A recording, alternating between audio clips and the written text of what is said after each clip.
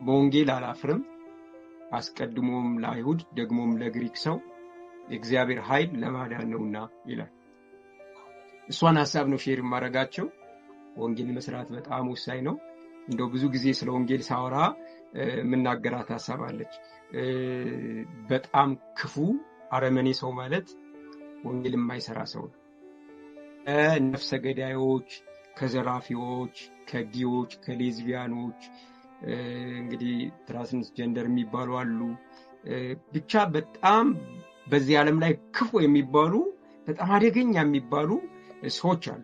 ከነዛ በላይ በጣም ክፉና አረመኔ ሰው ማለት ወንጌል የማይሰራው ሰው ነው። ለምን መሰላችሁ? ሰው ገሃነም እንደሚገባ እያወቀ ገሃነም መግባቱ ሰው ክርስቶስ ኢየሱስን ካላመነ ገሃነም መግባቱ እርግጥ መሆኑ እየገባው በክርስቶስ ኢየሱስ ደግሞ ከዚህ ከእሳት ማምለጥ እንደሚቻል እየተረዳ ራሱን ደግሞ ከገሃነም እሳት በክርስቶስ ኢየሱስ በማመን ራሱን አስመልጦ ይሄ ሁሉ እያወቀ የምርም ገነት እንደሚገባ በክርስቶስ ከገሃነም እሳት ማምለጥ እንደሚቻል እያወቀ የምር ገብቶት ወንጌልን ለሰዎች ካልተናገረ ይሄ ሰውዬ አውቆ ነው የሚያደርገው ማለት ነው።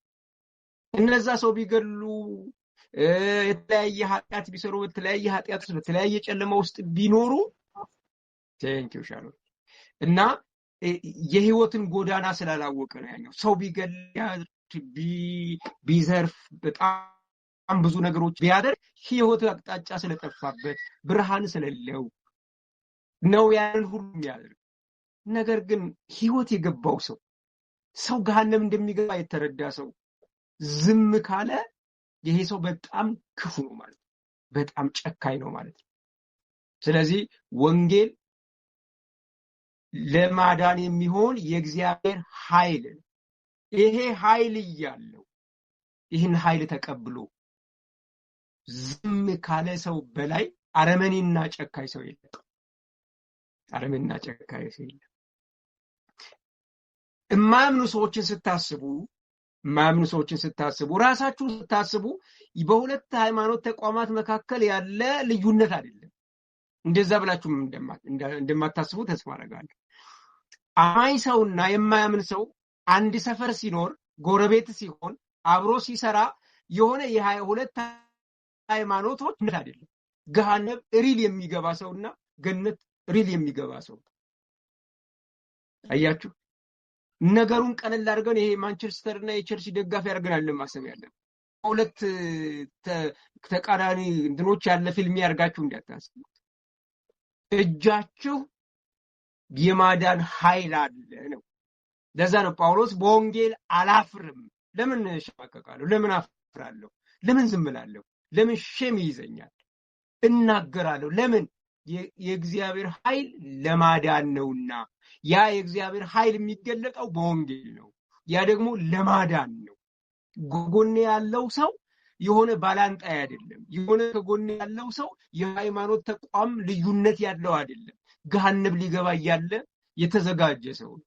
ለገሃነም እየሮጠ ያለ ነው። እድሜው እየቆጠረ ዘመኑ እየቆጠረ ገሃነም ሊገባ ጊዜ እየጠበቀ ያለ ሰው ነው። ዘላለሙ ላይ ነው የሚጨክንበት። ገሃነም ሳብ ለዘላለም ስለሚኖር ዘላለሙ ላይ ነው የሚጨክንበት። ዘላለሙ ላይ ነው እርምጃ እየወሰድኩ ያለሁት። ዘላለሙን እያወቅኩ ነው። መጨረሻ ፍጻሜን እያወቅኩ መውጫ የሌለበት ኢየሱስ የሌለበት ህይወት የሌለበት ቦታ እየሄደ እንደሆነ እየገባኝ ነው። ዝም ብለው ነገራችን ላይ አሰባችሁት? ይሄ ጭካኔ ነው። ጭካኔ ነው። እኔ ወንጌል አላፍርም የሚለውን ቃል የተጠቀመው ጳውሎስ የእግዚአብሔር ኃይል ለማዳን ስለሆነ ነው። ወንጌሉ የምስራቹ የእግዚአብሔር ኃይል ያድናል። የሚሰራው ለማዳን ነው፣ ለማጥፋት አይደለም። ስለዚህ አላፍርበትም፣ እናገረዋለሁ፣ አደርሰው። አሜን። አያችሁ፣ ሼም የሚይዘን ለምንድን ነው? የሚያድን እኮ ነው፣ ሊታደግ ነው። እኔ ከጨለማ አውጥቶኛል እኮ። አሁን እናንተ ፊት ሆኜ የምናገረው እኮ ከዛ ድቅድቅ ጨለማ ያወጣኝ ያ የምስራች ቃል ነው። ያ ወንጌል ነው። ዳንኩበት፣ አመለጥኩበት። የሆነ ጴንጤ የሚባል ተቋም ውስጥ አምጥታችሁ አይደለም ያስገባችሁ። ምክንያቱም በጸሎታችሁ የተሳተፋችሁም ስላላችሁ ብዬ ነው። ቀጥታ ወንጌል ባትነግሩኝ በጸሎትም በምንም ታስባላችሁ የዛ ፍሬ ስለሆንኩኝ። ስለዚህ ወደ ጸልያችሁ የሆነ ጴንጤ ተቋም ውስጥ አይደለም፣ ዘላለሜ ነው ያማረው። አስባችሁታል? ለዘላለም ገሃነመ እሳት ውስጥ ያለ ክርስቶስ ሊኖር የነበረበትን ያንን ነው፣ እዛ ላይ ነው ስራ ይሰራል። ወንጌል ሙታንን ማስነሳት ነው። ሙታን ሲባል በክርስቶስ ኢየሱስ ሳያምኑ ሙታን የተባሉትን ከሞቱበት ማስነሳት ነው። ወንጌል መናገር ማለት ለሰውየው ወንጌሉን ማድረስ ማለት ሰውየው ከሞተበት ለመቀስቀስ መናገር እንደማለት ነው። ከዘላለም ጥፋቱ አድኖ የዘላለም ዋስትና ውስጥ የዘላለም እረፍት ውስጥ ማስገባት ማለት ነው። ሰው እንኳን ሲርበው ገንዘብ ስንሰጠው በገንዘብ እንዴት እንደሚደስት እናውቃለን። በዚህ ያንን በማድረጋችን የሚሰማን ስሜት አለ። ሰውየውን ከገሃነመ እሳት ነው የምናድነው። እኛ አይደለንም ደግሞ የምናድነው፣ የስራት ወንጌሉ ነው። ለዛ ነው ጳውሎስ በወንጌል አላፍርም፣ አስቀድሞ ለአይሁድ ደግሞም ለግሪክ ሰው የእግዚአብሔር ኃይል ለማዳን ነውና ይላል። ለምን ይመስላችኋል ግን ለሰዎች ወንጌል የማንሰራው? አንደኛ እዚሁ ክፍል ላይ የሚናገረው ልንገራችሁ፣ ማፈር። ለምንድን ነው የምናፍረው? የምር እስኪ አስቡ፣ የምር ገሃነመ ሰው እንደሚገባ ክርስቲያን እናደርጋለን ወይ ነው ጥያቄ። ሀፍረት የመጣው ጥርጣሬ ሲኖር፣ በሆነ ጉዳያችሁ ላይ ጥርጣሬ ሲኖራችሁ ታፍራላችሁ። እርግጠኛ የሆናችሁበት ጉዳይ ላይ ግን ሀፍረት አይኖራችሁ። ስለዚህ የኛ ችግር የምር ገብቶናል ወይ? እኛ ኢየሱስ ገነት ነው ወይ የሚያስገባው? በኢየሱስ ማመን ከገሃነመ እሳት አስመልጦናል ወይ? የምር ነው ወይ ያመለጥ ነው? የምር እንዳመለጥንስ እንረዳለን ወይ? ውስጣችን ገብቷል ወይ? ተዋህዶናል ወይ? ያላመነ ሰው ገሃነመ እንደሚገባ እርግጠኞች ነን ወይ? አንድ ወንድም ምን አለ፣ እነዚህ ጴንጤዎች ለምንድን ነው የሚጨፍሩት እንደዚህ የሚዘሉት? ደስታቸው ለምንድን ነው በዚህ ልክ የሆነው ብሎ ሲጠየቅ፣ እንደ እነሱ እኮ ከገሃነመ እሳት አመለጠናል ብለዋል። ከገሃነመ እሳት ያመለጠ ሰው እኮ በጭንቅላት ውስጥ ቢቆም አስፋልት ላይስ ቢንከባለል ከዚህ በላይ ቢሆን የሚገርም ነገር ነው ወይ? ዘላለም እኮ ነው ያማረለት፣ ዘላለሙ ነው ከገሃነመ እሳት ያመለጠው፣ ዘላለሙ ነው በዛ አይን ያላየው ጆሮ ባልሰማው ዓለም እና ህይወት ውስጥ የሚኖረው። አይገርምም? የምር ግን እኛ ክርስቶስ ከገሃነመ እሳት አድኖናል። የምር ሰዎች ገሃነመ እንደሚገቡ እናምናለን። ይሄ ከሆነ እኮ የምር ወንጌልን ለመስራት ሰዎችን ለመድረስ 24 ሰዓታችንን መስጠት ያለብን ሰዎች ነን። ከገሃነመ እንዳመለጠ ሰው ነው ወይ የምንኖረው? ለምንድን ነው ይሄ ያልገባን? የትምህርት ችግር ስላለብን ነው። ትንሽ ንገራችሁ። የትምህርት ችግር ያለብን ምንድነው? ኢየሱስ ክርስቶስን ከመስበክ ይልቅ፣ ኢየሱስ ክርስቶስን ከማወቅ ይልቅ ኢየሱስን ተጠቅሞ የኛ ጥያቄዎቻችንን ስለመመለስ ነው ቸርች ውስጥ የምናስበው። ለዛ ነው ብዙ ሰው በወንጌል ስራ ላይ የማይሳተፈው። ወንድሞቼና እህቶቼ ይህን በትኩረት ስሙ። ያረካሁበት እውነት፣ ያላረፍኩበት እውነት ለኔ የምስራች አይደል። ምን ብዬ ነግረዋለሁ ለሌላው? ዋው ረክቼበታለሁ ካላል፣ ነፍሴን እሰጥለታለሁ ለዚህ ጉዳይ ካላል፣ እንዴት አድርጌ ነግረዋለሁ? የምስራች አድርጌ እንደው አፌስ ላይ ይጣፍጠኛል፣ ስናገረው ስደሰትበታለሁ። እኔ ካረካሁበት። እኔ እስልምና ላይ ነው የምሰራው። ማታውቁኝ ካላችሁ እስልምና ላይ ነው የምሰራው። ፊቴን ገልጬ ነው የምሰራው። ፊቴን የገለጥኩበት ምክንያት ምንድነው? አንድን ሙስሊም ና በክርስቶስ ኢየሱስ እመን ስለው ሁለት ነገር እያልኩት ነው። አንደኛ ክርስቶስን ተቀበል እያልኩት ነው። ህይወት አለ እያልኩት ነው። የምትመካበት ነው፣ የምታርፍበት ነው፣ እርግጠኛ ነገር ነው የምነግርህ እያልኩት ነው። ሁለተኛ ደግሞ ካለህበት ኢንቫይሮንመንት ናውጣ፣ መከራ ይድረስብህ፣ ስለ ክርስቶስ ተሰደድ፣ ስለ ክርስቶስ ዋጋ ክፈል እያልኩት ነው። ግን እኔ ምን እያደረኩ ነው? እየተሰወርኩ እየተደበቅኩ እኔ ነፍሴን የማልሰጥበትን ጉዳይ፣ እኔ ያረካሁበትን ጉዳይ፣ እኔ ያላረፍኩበትን ጉዳይ፣ እኔ ከነፍሴ ያላስበለጥኩበትን ጉዳይ፣ ይገሉኛል ብዬ ክርስቶስን የደበቅኩበትን ጉዳይ፣ እሱ ደግሞ ክርስቶስ ያኖረኛል ስለ ክርስቶስን መከራ እቀበላለሁ ብሎ እንዲመጣ መምከር የማይሆን ነገር።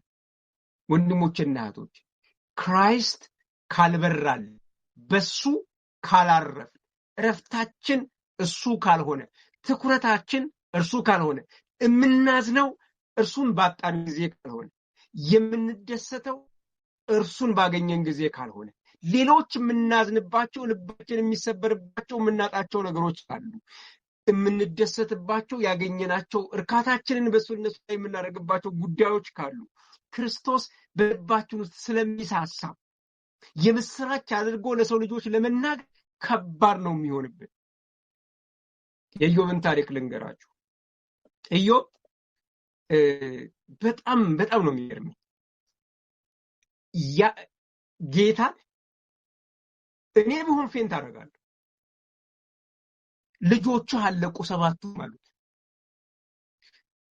እንስሶች በሙሉ አልቀዋል አሉት፣ ያለህን ነገር በሙሉ ተወስዷል አሉት። እኔ ተረጋግቶ መቀመጡ ወይም ደግሞ ቆሞም ከሆነ ሁኔታው ስለማ ተረጋግቶ መቀመጡ፣ ተረጋግቶ ተቀመጠ።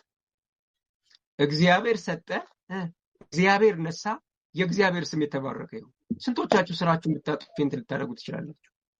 ስንቶቻችሁ ልጆቻችሁ ሾር እንኳን ልባቸው እንዴት ያብሯቸው እንደሚወርቅ አስቡ። ይሄ ሁሉ ሆኖ ቀጥ እንዳለ ነው ሰውዬው። በጌታ በኢየሱስ ምን አለ? እግዚአብሔር ሰጠ፣ እግዚአብሔር ነሳ፣ እግዚአብሔር ስም የተባረከ ይሁን። ሰይጣን መጥቶ ነገሩን አቀለለበት። አድምጡኝ፣ ነገሩን አቀለለበት። ቁርበት ስለ ቁርበት እንደሚባል ይሄን ሁሉ ስለራሱ ሲል ሊተው ይችላል አለ። እናት ልጇ ሰምጦባት ልጇን ለማዳን ስትገባ መተንፈስ ሲያቀታት ልጇን ተደግፋ መተንፈስ ትፈልጋለች ይባላል። ለምን? ነፍስ ጉዳይ ስለሆነች።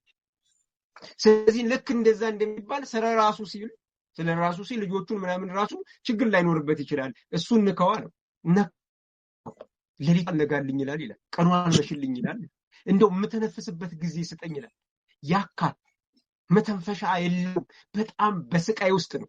ሚስቱ ስደብና ሞት ስትለው ምን እንዳለ ታውቃላችሁ? እግዚአብሔር መልካም ነገር ሲሰጠን ከተቀበል፣ ክፉ ነገር ሲሰጠን እንዴት አንቀበልም? አያችሁ፣ ይህ ሁሉ የልብ ስብራቱ ምክንያት አልሆነም። ግን 3 ጓደኛዎች መጡና በዋናው ጉዳይ ላይ መጡበት። በዋናው ጉዳይ ላይ ማን ነው? እግዚአብሔር። አያችሁ፣ እርካታው የኢዮብ እግዚአብሔር ነው። መተው ያሉት ትሪተር ከአምላክ ጋር ተጣልተሃል፣ ኃጢአት ሰርተሃል ማለት ከእግዚአብሔር ጋር ተጣልተሃል፣ እግዚአብሔር ካንተ ተለይቷል፣ ንስሐ ግባ ነው የሚሉት። ከእግዚአብሔር ጋር ተጣልቻል፣ ምን ቀረኛል?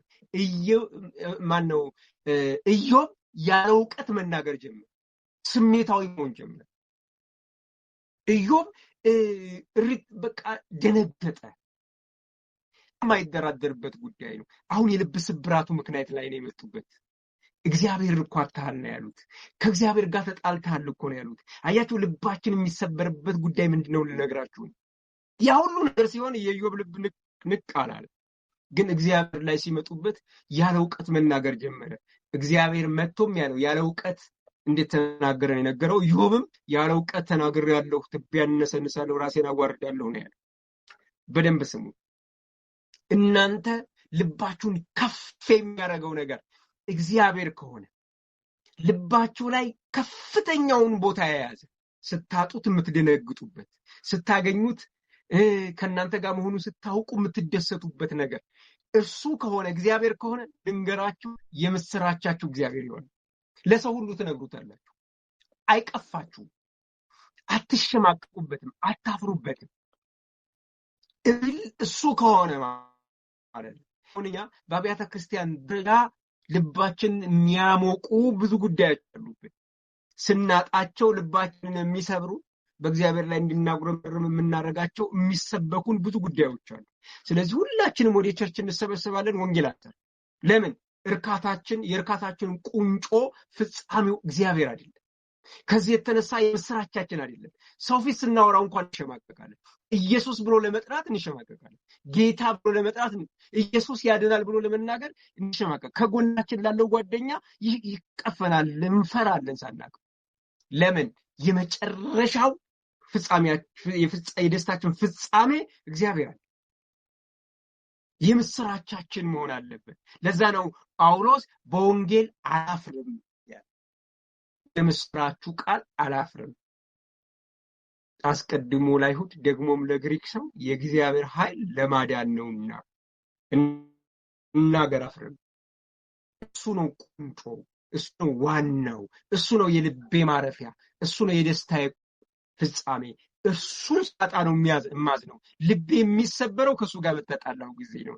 ልቤ የሚሰበረው እሱን ባጣው ጊዜ ነው። ደስታዬ ከፍ የሚለው እረፍት የማገኘው ምጽናናው ኢየሱስ ባለ ጊዜ ነው።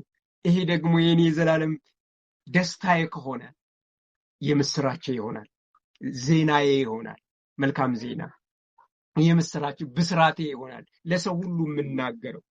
ስለዚህ ወንጌል የግዴታ አይደለም። ምን ለማለት ፈልጌ ነው?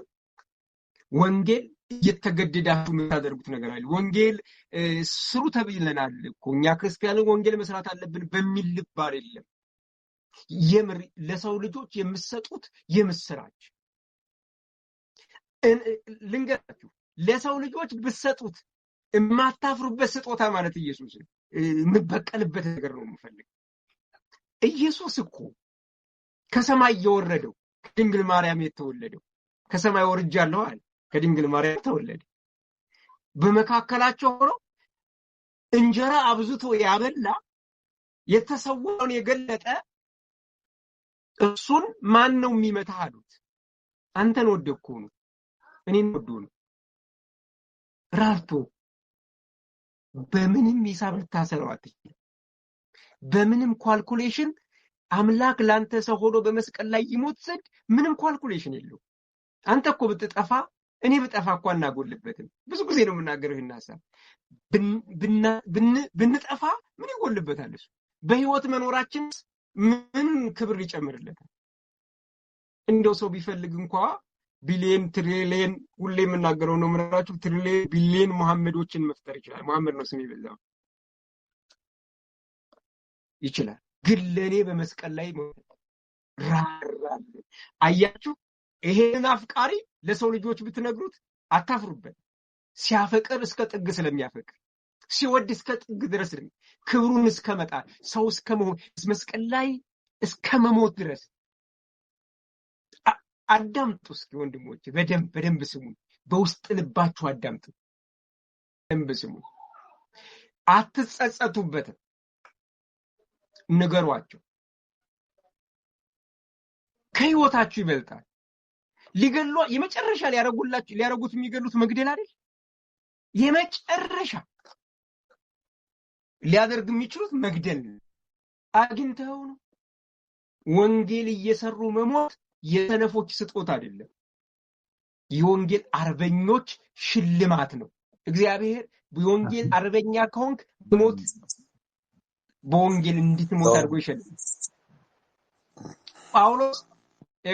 ጳውሎስ የትንሣኤውን ኃይል አውቅ ዘንድ አለ በስቃይህ በሞትህ ልመስልህ እመኛለሁ ብሎ በጸሎት ነው ያገኘው።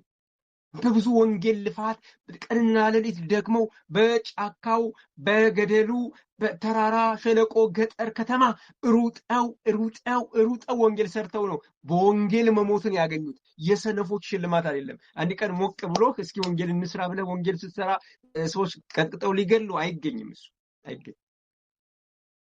አትፍራ፣ አትሸማቀቁበት። ኢየሱስ አደባባይ ተናገሩት። ሰው እኮ ዝሙቱን ለማውራት እኮ ሰው መካከል ሰው ለማሳቅ ይናገራል ያለ ሀፍረት። ኢየሱስ አይታፈርበት። ኢየሱስ በገጠር በከተማ በታላላቅ በታናናሽ በሴቶች በወንዶች መካከል ይነገራል። መነገር ይጣፍጣል፣ አይታፈርበትም። አንዳንድ ጊዜ ያናድደኛል ራሱ በሰዎች መካከል ስሙን ለመጥራት ሳስብ መናገር ሲከብደኝ ያናድደኛል ራሴ። እኮ ሰው ሆኖ ወደ ምድር ሲመጣ በወንጌል አይታፈርም። የመጨረሻ ሊያደርጉ የሚችሉት መግደል ነው። የመጨረሻው ሽልማት ማለት ነው ለእናንተ። ሊያዋርዷቸው ነው የሚችሉት። ያዋርዷቸው። የኢየሱስን ያክል ልትዋረዱ አትችሉ። በዚህ ዓለም ላይ ያለ ስራው ያለ ጥፋቱ የመጨረሻውን ውርደት የቀመሰ ኢየሱስ ነው። እናንተ ወንጌል ሰርታችሁ ገሏችሁ ሽልማታችሁ ነው። ቢያዋርዷችሁ ከኢየሱስ በታች ያዋርዷችሁ። የመጨረሻው በዚህ ምድር ላይ ተዋርዶ ያለፈ ያለ ጥፋቱ ተዋርዶ ያለፈ የመጨረሻው ሰው ኢየሱስ ነው። ከዛ በላይ አትዋረዱ። ወንጌል የሚገርም ወንጌል ታላቅ ነገር፣ ወንጌል ኃያል ነገር። ጳውሎስ ልድገመው። ጳውሎስ እንደዚህ አለ፣ በወንጌል አላፍርም። ደስ አይልም? በወንጌል አላፍርም። አስቀድሞ ለአይሁድ ደግሞም ለግሪክ ሰው የእግዚአብሔር ኃይል ለማዳን ነው። እናንተ አይደለም የምታድኑት ወንድሞችና እህቶች፣ የሚያድነው የእግዚአብሔር ኃይል ነው። በወንጌል ስብከት ውስጥ ሽንፈት የሚባል ነገር የለም። ለምሳሌ ወንጌል ልትሰሩ ወጣችሁ ጥያቄ ጠይቀዋችሁ መመለስ ባትችሉም ታሸንፋላችሁ። ወንጌል ለመስበክ ሂዳችሁ ሰው ባይሰማችሁ ቢደበድባችሁ ወንጌል ሰርታችኋል፣ ተሳክቶላችኋል። የእናንተ ስኬት የሚለካው ወንጌልን በመስበካችሁ እንጂ ጌታን በተቀበሉ ሰዎች አይደለም። እሱ የሱ ፍሬ ነው፣ የመንፈስ ቅዱስ ፍሬ ነው። የእናንተ ፍሬ ክርስቶስን ያገኛችሁ፣ የመጨረሻውን ቁንጮ ስጦታ የተቀበላችሁ፣ የመጨረሻውን ቁንጮ በረከት የተባረካችሁ፣ የመጨረሻውን የእግዚአብሔርን ስጦታ። እግዚአብሔር በላይ ትልቅ ስጦታ የለውም። ወደፊት ብትፈልጉ አታገኙ። ይሄ ነው ትልቁ ስጦታ። እሱን ደግሞ አግኝታችኋል። እናንተ ኦልሬዲ የተሳካላችሁ ሰዎች ናቸው። የተሳካላችሁ ሰዎች ናቸው። የህይወት ውጣ ውረድ ላይ እንኳን ብትሆኑ፣ መውደቅ መነሳት ላይ ብትሆኑ እንኳን እናንተ የተሳካላችሁ ሰዎች ናቸው። የመጨረሻውን ስኬት ያገኛችሁ ሰዎች ናቸው። አንድ ነገር ልንገራችሁ። አሁን የምትጠብቁት ገነት መግባት አይደል? ገነት መግባት አይደል የምትፈልጉት? በጣም ገነት መግባት ይገባችኋልና። ገነት መግባት ትልቅ ነገር አይደል? ይቅርታ አድርጉልኝ ይሄን ስናገር ላብራራ ስለሆነ። ገነት መግባት ቁም ነገር አይደል? ለክርስቲያን ትልቅ ነገርም አይደል? ለምን ካላችሁ ኢየሱስ ከገነት ይበልጣል። የገነቱ ባለቤት ኢየሱስ ራሱ። አያችሁ፣ ኢየሱስ ተገብቷችሁ ይገባችኋል። እነሱ ባይገባቸውም እኔ ከቸርነቴ ከነጻ ስጦታዬ ከጸጋዬ የተነሳ ይገባችኋል ብሎ ኢየሱስ ከተገባችሁ ገነትማ በደንብ ኮራ ብላችሁ መግባት ነው። ለምን? ኢየሱስ ለእናንተ ሊሞት አልተገባችሁም። እንዴት ሊገባችሁ ይችላል? አምላክ ሰው መሆን ከገነት ይበልጣል። ኢየሱስ ነፍሱን በመስቀል ላይ መመስጠት ከገነት ይበልጣል። ገነት ራሱ የኢየሱስ ውበት ነው። ወንድሞችና እህቶች፣ እናንተ የተሳካላችሁ ሰዎች ናቸው። እንዳረካ ሰው እንዳልሆነለት ሰው ቸርች ውስጥ ለማኞች፣ ጸሎትና ለማኝነት ይለያል። ጸሎት በእግዚአብሔር ፍቃድ የሆነ መጽሐፍ ቅዱስ ላይ እንደ እግዚአብሔር ቃል የሆነ ነው እንጂ ለማኝነት ይሄ እንትኑን ማምጣው እንትኑም ይሁን ያንንም አለ ጓጉቴ ታማለ አክስቴ ታማለ ጨጓራ ኩላሊቴ አያልቅም ጥያቄያችን። ይሄንን ለመጠየቅ ቸርች የምንሄድ፣ ይሄንን ለማግኘት ቸርች የምንሄድ፣ ይሄው የሚነገረን ከሆነ እኛ አልረካንም። ያረካ ሰው ደግሞ የምስራች አይኖረው። የምስራች የሚኖረው የረካ ሰው ፎይ እርክት ብያለሁ ረካው እኮ ይሄ ደግሞ ለእንትና ያስፈልገዋል ይላል። ያረካ ሰው እንደ ለማኝ ልመና ካልቸሩ እንደሆነ ሰው ቸርች ሂዱ አምጣው ይሄንንም አምጣው ያጎሉ ያ እንትን ብሎ ምናምን የሚል ሰው ደግሞ በፍጹም ወንድሞችና እህቶች በፍጹም የወንጌል ሰራተኛ ሊሆን አይችልም። የወንጌል ሰራተኛ የተሳካለት ሰው፣ ስኬቱ ክርስቶስ የሆነለት ሰው፣ የምስራችሁ ኢየሱስ ሰው፣ ትውስታ እና እንደ መጨረሻ ነገር ልንገራችሁ። ሌሊታችሁም ቀናችሁም ስተኙ ኢየሱስ ትውስታችሁ ይሁን፣ ስትነሱ ኢየሱስ ትውስታችሁ ይሁን፣ ሰው ፊት ስትቀመጡ ከሰው ጋር ስታወሩ ትውስታችሁ ኢየሱስ ይሁን። አፋችሁ ላይ ይምጣ። አስታውሱት፣ አትርሱት። ስትነቁ በኢየሱስ ንቁ፣ ስተኙ በኢየሱስ ተኙ። ህልማችሁ ኢየሱስ ይሁን። ንግግራችሁ ኢየሱስ ይሁን። ሕይወት ዘመናችሁ በሙሉ ኢየሱስ ኢየሱስ ይሁን። ስትጠሩ የማታፍሩበት፣ ፈገግ ብላችሁ የምትናገሩ፣ ስትሰደቡበት ደስ ይበላችሁ፣ ስትገረፉበት ደስ ይበላችሁ፣ ሊያሸማቀቋችሁ ሲሞክሩ ደስ ይበላችሁ። የጠራችሁት የእናንተን ስም አይደለም። የጠራችሁት የእናንተን የትምህርት ደረጃ አይደለም። የጠራችሁት የእናንተን ቤተሰብ አይደለም። የጠራችሁት የእናንተን ዘር አይደለም። የጠራችሁት ኢየሱስን ነው። ኢየሱስን ጠርታችሁ አትሸማቀቁበት፣ አትፈሩበት። ኢየሱስ የማያሳፍር የዘላለም በረከት ነው። እግዚአብሔር የተሰጠ መልካም ስጦታ ለሰዎች ሁሉ ቢሰጥ የሚያረካ ስጦታ መንፈስ ቅዱስ ኢየሱስን በሕይወታችን እንግለጥ።